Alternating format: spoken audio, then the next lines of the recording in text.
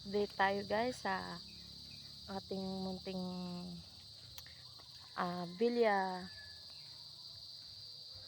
Ababilia Farm. So, ito guys, nakapagtanim pala ng panibago na 2 puno to guys, kalamansi. Yan. Ito yung isa guys. Medyo malalaki na yung mga bunga niya. So, tsaka dito, another slot naman ngayon ng okra dito sa side na to. Tapos dito sa kabila is talong. Okra at saka talong yan guys. Tapos ito guys yung nauna nating tanim. Punta natin. Ito guys yung una nating tanim. Is yung talong. So medyo so far so good na siya. 3 na yung madami na yung mga dahon niya. Yan.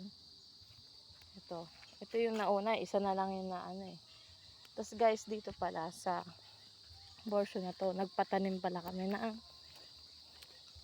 palay. Yan, so palay yun ditong portion na to. So, hanggang doon. Sa nakaraan kong video guys, banda dun yung nilinisan natin. Pero, yan, may palay na siya natanim. So, hindi tayo makakapunta dyan. Ayan yung portion na nilinisan natin. So, yan. Yan ang update natin guys. Hanggang dun sa dulo. Yung tanim na palay.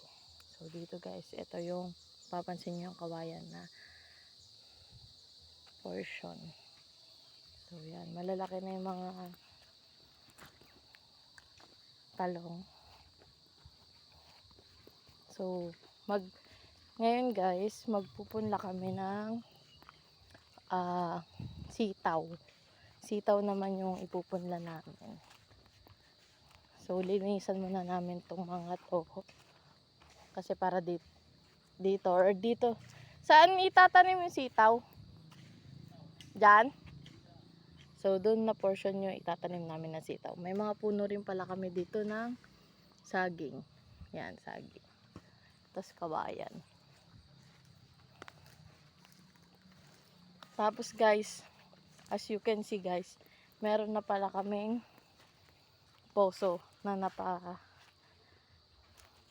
napalagay. Yan. So, mamaya papakita ko sa inyo kung saan nakalocate yung poso na meron kami. Ito. Sige guys, punta natin. Dito yun actually dito siya manggagaling sa pinaka pagtatayuan namin ng bahay. So, ito.